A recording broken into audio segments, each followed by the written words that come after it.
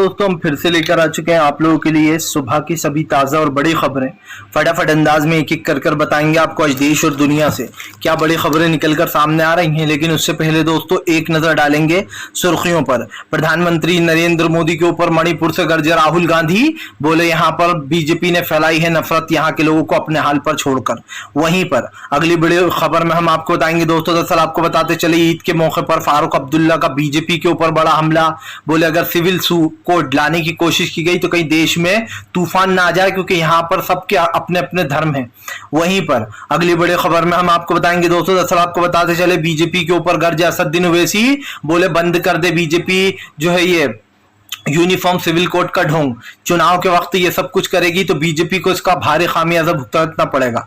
वहीं पर दोस्तों अगली बड़ी खबर में हम आपको बताएंगे बीजेपी में चल सकती है रौर। दरअसल आपको बता दें पंकजा मुंडे को दो पार्टियों ने दिया सीएम बनने का ऑफर। शिंदे की कुर्सी मुश्किल में बीजेपी और एनसीपी ने दिया है।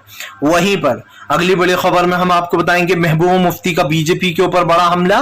बोले बीजेपी फैला रही है देश में नफरत, हमने दुआ की है कि भाईचारा ऐसे ही कायम रहे। वहीं पर दोस्तों अगली बड़ी खबर में हम आपको बताएंगे, दरअसल आपको बताते चले भारतीय जनता पार्टी के ऊपर जमकर गरजे अखिलेश यादव। बोले उत्तर प्रदेश में कानून व्यवस्था नहीं बल्कि जंगल राज चल रहा है। दरअसल आपको बताते चले रावण के ऊपर हमले पर भड़क गए। वहीं पर अगली बड़ी खबर में हम आपको बताएंगे दोस्तों, प्रधानमंत्री नरेंद्र मोदी को लगा बड़ा झटका। मध्य प्रदेश में भी जा रही बीजेपी की सरकार, सर्वे ने मचाया जो है हड़कंप।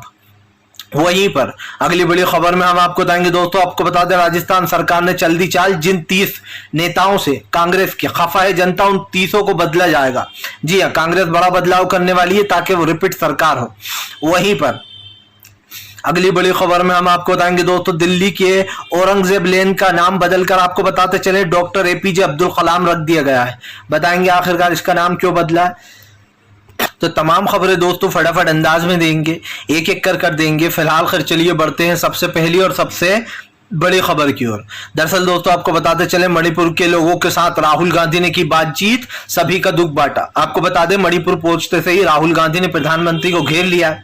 मणिपुर वाली हिंसा का जिक्र करते हुए राहुल गांधी ने कहा कि प्रधानमंत्री ने यहाँ के लोगों को उनके अपने हाल पर छोड़ दिया है। राहुल गांधी ने प्रधानमंत्री नरेंद्र मोदी को घेरते हुए कहा कि प्रधानमंत्री जानबूझकर ये सारी चीजों को बढ़ावा दे रहे हैं। आपको बताते चले राहुल गांधी ने कहा कि ये बीजेपी की फैलाई हुई नफरत है जो यहाँ पर मणिपुर में देखने को मिली है। राहुल गांधी ने कहा कि मणिपुर के लोग बहुत परेशान हैं, यहाँ के लोगों से हम उनका दुख बांट रहे हैं, उनसे बातचीत कर रहे हैं कि आखिरकार क्या क्या प्रॉब्लम है। आपको बता दें दोस्तों मणिपुर की सरकार बनते से ही बीजेपी ऐसे गायब हो गई जैसे गधे के सर से सींग। यही कारण है जो मणिपुर में ये हिंसा जो हुई है दोस्तों, इसको लेकर अब बीजेपी को राहुल गांधी ने घेर लिया। राहुल गांधी ने कहा कि प्रधानमंत्री नरेंद्र मोदी इस बात का जवाब दें कि अब तक यहाँ की हिंसा को काबिज क्यों नहीं पाया गया, इसको रोका क्यों नहीं गया। आपको बताते चले 50 दिन में कहीं ये सब कुछ हुआ है और 50 दिन के अंदर आप समझ सकते हैं कि मणिपुर में कितना कुछ बदल चुका है। यही कारण है जो राहुल गांधी प्रधानमंत्री के ऊपर हमलावर होगा। राहुल गांधी ने कहा कि देश में ऐसी स्थिति या फिर इस तरीके की चीजों को जो है बढ़ावा नहीं देना चाहिए। जाहिर सी बात है राहुल गांधी ने कहा कि आज देश में जो नफरत फैलाई जा रही है वहां पर मोहब्बत की दुकान खोलने की जरूरत है। राहुल ने कहा कि हम मणिपुर सिर्फ इसीलिए आए हैं ताकि यहाँ के लोगों को प्यार मोहब्बत से समझा सके। राहुल गांधी ने कहा कि जो लोग भी उपद्रव मचा रहे हैं या फिर लोगों को नुकसान पहुंचा रहे हैं उनसे मेरी अपील है कि वो ये सब कुछ छोड़ दें, क्योंकि जाहिर सी बात है दोस्तों वहां पर सभी समाज के लोग हैं, दोनों ही समाज को दिक्कत हो रही है।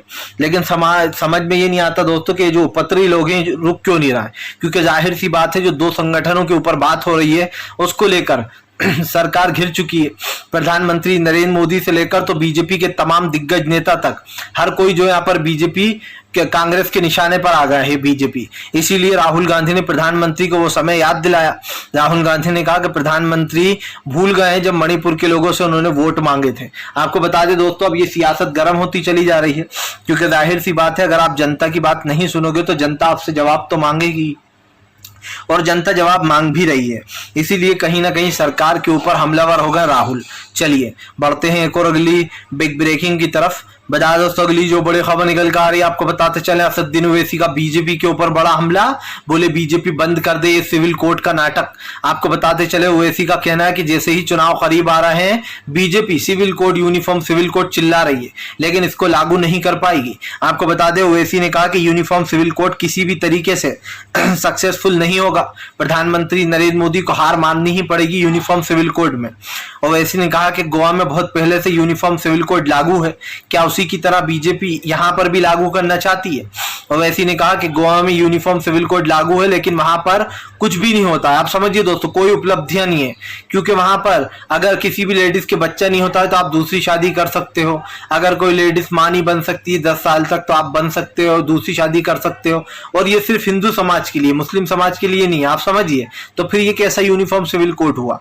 हालांकि यहाँ के यूनिफॉर्म सिविल कोड में क्या होगा ये मुझे नहीं पता दोस्तों, क्या रूल्स रेगुलेशन कंडीशन होंगी, लेकिन इस चीज को लेकर ओवैसी ने बीजेपी को जमकर घेरा। असदुद्दीन ओवैसी ने कहा कि प्रधानमंत्री अच्छे से जानते हैं वो क्या कर रहा है, वो जानबूझकर यूनिफॉर्म सिविल कोड का जिक्र कर लोगों को भ्रम में डालना है ताकि लोग जो है मेन मुद्दे महंगाई गरीबी और बेरोजगारी जैसे मुद्दों से भटक जाएं। जाहिर सी बात है दोस्तों महंगाई गरीबी बेरोजगारी जैसे मुद्दे हमारे देश में काफी बड़े हैं लेकिन सरकार को इन मुद्दों से कुछ लेना देना नहीं है और इसीलिए राहुल गांधी ने सरकार को जमकर घेरा। प्रधानमंत्री नरेंद्र मोदी हो दोस्तों या बीजेपी के तमाम वो नेता जिनके ऊपर इस तरीके के आरोप लगते रहते हैं, आप भी समझ रहे हैं कि फिलहाल आज देश की जनता जो है वो कहीं ना कहीं बिखर चुकी है। प्रधानमंत्री को दोस्तों इस बात का अनुमान ही नहीं है कि फिलहाल वो कर क्या रहा है। प्रधानमंत्री ने जितने भी बीते दिनों में ये सब कुछ किया उसको लेकर कहीं ना कहीं सरकार घिर चुकी है और ऐसे में दोस्तों अब साफ साफ यहाँ पर ओवैसी ने बीजेपी को घेर लिया। ओवैसी ने कहा कि कभी धर्मांतर कानून लेकर आते हैं तो कभी लव जिहाद ले आते हैं, कभी जो है यहाँ पर मुसलमानों के घरों पर बुलडोजर चल जाते हैं। ओवैसी ने कहा कि फिलहाल इस देश में तो एक ही कानून है लेकिन बीजेपी 2 कानून चला रही है, अगर आपका घर मुस्लिम का घर है तो बुलडोजर चल जाएगा वरना नहीं चलेगा। जाहिर सी बात है दोस्तों ओवैसी के बयान के बाद बीजेपी में हड़कंप मच गया है, बीजेपी वाले दोस्तों परेशान हो गए कि आखिर किया जाए तो क्या किया जाए। फिलहाल चलिए बढ़ते हैं एक और अगली बिग ब्रेकिंग की तरफ। बता दोस्तों अगली जो बड़ी खबर निकल कर आ रही है आपको बताते चले दोस्तों, भारतीय जनता पार्टी की उड़ गई नींदें। जी हां आपको बताते चले दोस्तों दरअसल एक बार फिर से मध्य प्रदेश को खोने जा रही बीजेपी, आ रही है कमलनाथ की सरकार। दरअसल दोस्तों मध्य प्रदेश के सी वोटर सर्वे ने बीजेपी में हड़कंप मचा दिया है। आपको बता दें इस सर्वे ने बता दिया है कि मध्य प्रदेश में कांग्रेस की ही सरकार बन रही है। हालांकि इस सर्वे में और भी चीजें पूछी गई जैसे प्रधानमंत्री कौन होना चाहिए, लेकिन ये एक मध्य प्रदेश का सर्वे है, मेन जो बात है दोस्तों सीएम की है। तो यहाँ पर जो सर्वे किया गया दोस्तों उसमें साफ हो गया कि फिलहाल कांग्रेस वापसी कर रही है। आपको बता दें बीजेपी ने जो है जोड़ तोड़ कर अपनी सरकार बनाई थी, ऐसे में वापस से जनता जो है वो कांग्रेस की ही सरकार बनाने जा रही है। आपको बताते चले यहाँ का माहौल काफी गर्म हो चुका है क्योंकि अगर मध्य प्रदेश की राजनीति की बात की जाए दोस्तों तो काफी जो है यहाँ पर अलग राजनीति अब हमें देखने को मिलने वाली है। मध्य प्रदेश हो या दोस्तों या फिर तमाम वो राज्य जहां पर इस तरीके की बातें होती हैं कि बीजेपी रिपीट कर रही है या बीजेपी सत्ता में आ जाएगी, ऐसा कुछ नहीं होने वाला है। आप भी अच्छे से जानते हैं दोस्तों कि बीजेपी को लोग फूटी आंख पसंद नहीं कर रहे हैं। ऐसे में प्रधानमंत्री की मुश्किलें बढ़ गई हैं। अब प्रधानमंत्री दोस्तों चाहकर भी अपनी सत्ता को बचा नहीं पाएंगे। मध्य प्रदेश में प्रधानमंत्री ने जबरदस्त भाषण दिया और झूठ भी बोला। उन्होंने महंगाई की एक ऐसी लिस्ट बता दी दोस्तों जो कि कहीं ना कहीं महंगाई से मैच नहीं खाती है। प्रधानमंत्री ने कहा कि महंगाई के मामले में हमारा देश सबसे पीछे है। आपको बताते चले दोस्तों महंगाई के मामले में हमने लगभग 10 गुना वृद्धि कर ली है, इतनी महंगाई बढ़ गई है। कांग्रेस के जमाने में ये महंगा पेट्रोल डीजल सब कुछ सस्ता था। हालांकि मैं ये मानता हूं दोस्तों कि बदलते समय के साथ रेट बढ़ते हैं, लेकिन इतने भी नहीं दोस्तों कि जनता की कमर ही टूट जाए। जब प्रधानमंत्री सत्ता में नहीं थे तो वो मनमोहन सिंह साहब को महंगाई को लेकर घेरा करते थे। वो कहते थे कि इतनी महंगाई हो रही है, गरीबी बेरोजगारी, लेकिन आज जो चीज दिखाई दे रही है दोस्तों वो यही है कि प्रधानमंत्री हर सवाल से भागने का काम कर रहे हैं। चलिए बढ़ते हैं एक और अगली बिग ब्रेकिंग की तरफ। बता दोस्तों अगली जो बड़ी खबर निकल कर आ रही है आपको बताते चले दोस्तों, मणिपुर के लोगों पर आपको बताते चले भारतीय जनता पार्टी घिरी, संजय सिंह ने बीजेपी को घेरा। दरअसल आपको बता दें संजय सिंह ने राहुल गांधी के बयान को सही ठहराया। संजय सिंह का कहना है कि मणिपुर के लोग बहुत ज्यादा परेशान हैं, प्रधानमंत्री ने उनको कोई भी राहत नहीं दी है। संजय सिंह ने बीजेपी के ऊपर हमला बोलते हुए कहा कि मणिपुर के लोग जबरदस्त तरीके से परेशान हो चुके हैं। सबसे बड़ी बात यह दोस्तों कि आज जो मणिपुर में हो रहा है वो कभी दूसरे राज्य में भी हो सकता है। सरकार की क्या जिम्मेदारियां हैं, सरकार के क्या इंतजाम है, ये सवाल पूछना चाहिए। लेकिन सरकार से कोई सवाल पूछने वाला हो तब तो पूछे ना। आप देख लीजिए आज हमारी पूरी मेन मिनिस्ट्री मीडिया जो है वो गोदी मीडिया का काम कर रही है। जब ये गोदी मीडिया का ही काम करना है तो फिर जनता क्यों ही सवाल पूछे आपसे। यही नहीं दोस्तों, संजय सिंह ने प्रधानमंत्री नरेंद्र मोदी को घेरते हुए कहा कि फिलहाल देश की स्थिति काफी खराब हो चुकी है, प्रधानमंत्री को जवाब देना चाहिए कि आखिरकार वो क्या कर रहे हैं। जाहिर सी बात है दोस्तों, हमारा देश महंगाई, गरीबी और बेरोजगारी जैसे मुद्दों से निपटने में कहीं ना कहीं पीछे रहा है। और आप भी जानते हैं दोस्तों कि फिलहाल देश की स्थिति जो है वो काफी खराब हो चुकी है। इसीलिए प्रधानमंत्री हो या बीजेपी के तमाम वो नेता, दोनों के दोनों दोस्तों कहीं ना कहीं निशाने पर आ गए हैं। और ये बात आप लिख के ले लीजिए कि भारतीय जनता पार्टी पूरी कोशिश में है कि वो मणिपुर वाला मुद्दा दबा दे और जनता के दिमाग में फिर से कोई और फितूर भर दे। लेकिन जनता भी, देश की जनता भी देख रही है कि मणिपुर में क्या हुआ है। आज भले ही आप जनता को भुलाने की कोशिश करोगे, लेकिन कल जनता आपसे ये सवाल पूछेगी। जाहिर सी बात है, पूछना भी पड़ेगा, क्योंकि जनता जिस तरीके के दोस्तों काम कर रही है उसको कहीं ना कहीं भारतीय जनता पार्टी पूरी तरीके से जो है वो फेल हो चुकी है। फिलहाल तो यह है कि अब बीजेपी मणिपुर वाले मुद्दे पर दोस्तों घिरी है, क्योंकि राहुल गांधी के दौरे के बाद विपक्ष फिर से एक बार मणिपुर का मुद्दा उठा लाया है। चलिए जड़ते हैं एक और अगली बिग ब्रेकिंग की तरफ। बता दोस्तों अगली जो बड़ी खबर निकल कर आ रही, महबूबा मुफ्ती ने बीजेपी के ऊपर बोला बड़ा हमला। बोले हमने यही दुआ मांगी है कि देश में शांति और अमन भाईचारा बना रहे, बीजेपी की नफरत को जनता जवाब दे। आपको बताते चले, महबूबा मुफ्ती ने कहा कि ये जो विपक्षी एकता हुई है इससे जनता को काफी उम्मीदें हैं। जनता चाहती है कि फिलहाल विपक्षी एकता काम आए। ममता बनर्जी ने कहा कि फिलहाल विपक्षी एकता को लेकर बीजेपी परेशान है और उसमें कहीं ना कहीं दोस्तों टेंशन भरा माहौल भी है। आप भी जानते हैं दोस्तों कि बीजेपी जो है यहाँ पर वो किस तरीके के काम कर रही है। भारतीय जनता पार्टी हो या बीजेपी के दूसरे नेता दोस्तों, इस देश में सिर्फ नफरत बांटने का काम करते हैं। हिंदू मुसलमान, लव जिहाद, इस तरीके के मुद्दे उठाते हैं। महबूबा मुफ्ती ने कहा कि पटना में जो बैठक हुई है उसमें सभी लोग एक मत है और सब लोग आपस में मिलकर ही चुनाव लड़ेंगे। हालांकि महबूबा मुफ्ती ने यह भी कहा कि बीजेपी को इससे बहुत प्रॉब्लम है, बीजेपी नहीं चाहती कि देश में जो है चुनाव हो। लेकिन सवाल यही है दोस्तों कि बीजेपी के चाहने या न चाहने वाली बात ही नहीं है। यहाँ पर बात यह है कि भारतीय जनता पार्टी इन मुद्दों को गायब कर रही है। जो देश में असल मुद्दे हैं जैसे महंगाई, गरीबी, बेरोजगारी, आज युवा कितना बेरोजगारी बढ़ गई है हमारे देश में, इन मुद्दों से अगर बीजेपी भागती है तो फिर सवाल सीधा है दोस्तों कि सरकार मेन मुद्दों पर अगर जवाब नहीं देगी तो फिर वो क्या चाहती है। और मैंने पहले भी कहा और फिर कहूंगा, भारतीय जनता पार्टी दोस्तों मेन मुद्दों से भाग रही है और वो जब तक भागती रहेगी तो जनता भी सवाल पूछती रहेगी। जनता भी सोचती है कि आखिरकार सरकार के दिमाग में चल क्या रहा है। भाई सवालों के जवाब है वो तो आपको देना ही पड़ेंगे। आप जिस सत्ता में बैठे हुए हैं वहां पर जनता आपसे सवाल पूछ रही है, आप भाग रहे हो तो इसका कोई मतलब नहीं रह जाता है। जब जनता कोई सवाल का जवाब मांगे तो उसको देना चाहिए। और आप भी जानते हो दोस्तों कि ये बात मैं बिल्कुल सही कह रहा हूं कि सरकार किसी सवाल का जवाब देने के मूड में नजर नहीं आती है। फिलहाल तो ये दोस्तों कि अब महबूबा मुफ्ती का ये बयान कितना काम का है कितना नहीं है तो आने वाला वक्त ही बताएगा। चलिए बढ़ते हैं एक और अगली बिग ब्रेकिंग की तरफ। बता दोस्तों अगली जो बड़ी खबर निकल कर आ रही है आपको बताते चले दोस्तों, महाराष्ट्र में मचने वाला है घमासान। क्या बीजेपी देगी एकनाथ शिंदे को धोखा? दरअसल दोस्तों आपको बताते चले एकनाथ शिंदे की कुर्सी अब खतरे में नजर आ रही है। मैंने आपको बताया था कि पंकजा मुंडे जल्द ही एनसीपी में शामिल हो सकती हैं। अब उन्हें 2 जगह से ऑफर मिल गया है। आपको बताया जा रहा है पंकजा मुंडे को सीएम पद का 2 जगह से ऑफर मिला है, एक एनसीपी और एक बीजेपी। इन दोनों पार्टियों ने दोस्तों जो है यहाँ पर ऑफर दिया है। दरअसल आपको बताते चले अब जो है यहाँ पर सीएम का ऑफर मिलने के बाद पंकजा मुंडे फिर से एक बार सुर्खियों में आ गई हैं। दरअसल खबरें अटकलें ये लग रही थी कि वो जो है यहाँ पर बीजेपी छोड़कर एनसीपी में शामिल होंगी, लेकिन अब बीजेपी ने ही जो है बताया जा रहा है पंकजा मुंडे को जो है सीएम पद का ऑफर दे दिया है। लेकिन दोस्तों सवाल ये उठता है कि क्या एकनाथ शिंदे को बीजेपी ने ठग लिया अब, क्योंकि एकनाथ शिंदे को दोस्तों कुछ दिन के लिए ही सीएम बनाया गया। हालांकि अब पंकजा मुंडे ये ऑफर लेती हैं यानी ये तो उनकी मर्जी होगी, लेकिन फिलहाल ऑफर तो दिया गया है। और देख लीजिएगा दोस्तों आप, बीजेपी ऐसा कोई सगा नहीं जिसने बीजेपी ने जिसको ठगा नहीं। मतलब अर्थात दोस्तों कि बीजेपी के साथ कोई भी पार्टी गठबंधन में क्यों ना हो, वो उसको ठगती जरूर है।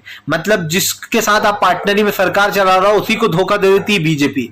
कई ऐसे ग्रुप हैं जो आज बर्बाद हो चुके हैं बीजेपी के साथ गठबंधन करके, आज उनका नामो निशान मिट गया है। और कई ऐसे भी हैं जो धोखा खाकर बैठे हुए हैं, जैसे जो है आपको पता होगा जितन राम मांझी के साथ जो मुकेश साहनी हुआ करते थे, उनके एमएलए को बीजेपी ने पटना में खरीद लिया और उनको ही बेघर कर डाला। यही कारण है कि जो बीजेपी के ऊपर लोग ज्यादा भरोसा नहीं करते हैं, क्योंकि बीजेपी दोस्तों ये कभी नहीं सोचती कि हमारे अपने हैं। बीजेपी धोखा देने से पहले एक बार सोचती नहीं है, वो अपने ही पार्टी के कार्यकर्ताओं को धोखा दे डालती है।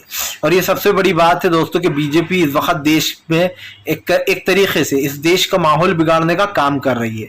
फिलहाल बढ़ते हैं एक और अगली बिग ब्रेकिंग की तरफ। बता दोस्तों अगली जो बड़ी खबर निकल कर आ रही है, आपको बताते चले दोस्तों, फारूक अब्दुल्ला का बीजेपी के ऊपर बड़ा हमला। बोले जरा बच के प्रधानमंत्री जी, कहीं देश में तूफान ना आ जाए। दरअसल दोस्तों आपको बताते चले, फारूक अब्दुल्ला ने यूनिफॉर्म सिविल कोड पर बीजेपी को घेर लिया है। फारूक अब्दुल्ला ने बीजेपी के ऊपर हमला बोलते हुए कहा कि प्रधानमंत्री एक आग से खेलना है। इस देश में न जाने कितने धर्म के लोग रहते हैं दोस्तों, और सबका धर्म अलग अलग है। और यूनिफॉर्म सिविल कोड दोस्तों ये कहता है कि वो इन सबके धर्मों को एक तरीके से नहीं मानेगा, इनके धर्म के कानूनों को, और बस एक ही कानून चलेगा, जिसके बाद घमासान मच गया है। आपको बताते चले फारूक अब्दुल्ला ने बीजेपी को चेतावनी दे दी है। फारूक अब्दुल्ला ने कहा कि प्रधानमंत्री इस चीज को हाथ ना लगाएं, वरना कहीं अगर तूफान आ गया तो बीजेपी इसको संभाल नहीं पाएगी। फारूक अब्दुल्ला यही नहीं रुके, उन्होंने बीजेपी के ऊपर हमला बोलते हुए कहा कि फिलहाल बीजेपी एक चीज अच्छे से जानती है कि यूनिफॉर्म सिविल कोड का मतलब क्या है और वो क्यों यूनिफॉर्म सिविल कोड लाने के लिए इतनी बेकरार है। आप सब जानते हैं दोस्तों, यूनिफॉर्म सिविल कोड से बीजेपी को एक बहुत बड़ा फायदा होना है, जिस फायदे को लेकर बीजेपी अपनी सियासत कर रही है। सवाल यह है कि अगर आपको यूनिफॉर्म सिविल कोड लागू करना था तो आपने 2019 यानी कि 2019 और 2014 से लेकर अब तक 2023 तक दोस्तों क्या किया आपने।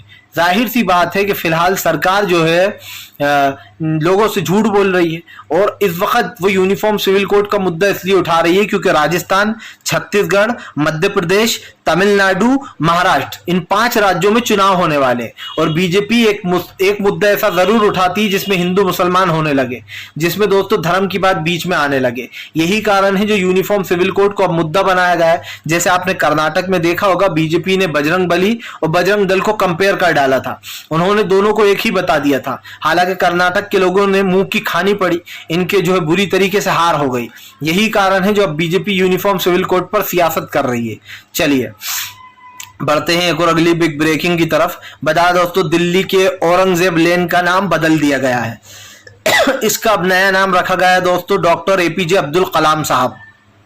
इस नाम को बदल दिया गया है। लेकिन आप ये सोच रहे होंगे कि भाई पहली बार ऐसा हुआ है जब मुस्लिम नाम हटाकर, मतलब औरंगजेब का नाम हटाकर एक मुस्लिम शख्स के नाम पर दिल्ली लेन का नाम रखा गया हो। दरअसल आप बीजेपी की सियासत समझिए दोस्तों, बीजेपी औरंगजेब के नाम पर खेल रही है और इसलिए उसने औरंगजेब का नाम हटाकर एपीजे अब्दुल कलाम लेन नाम रख दिया दिल्ली की औरंगजेब लेन का।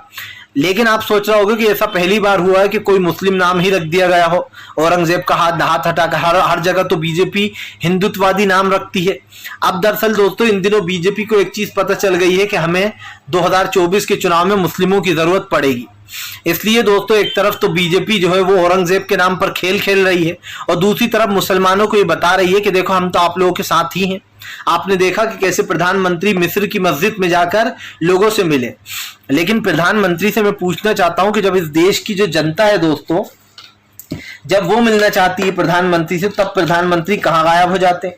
हमारे देश की मस्जिदों में जाने में प्रधानमंत्री को क्या प्रॉब्लम है? ये सवाल दोस्तों मेरा ही नहीं है।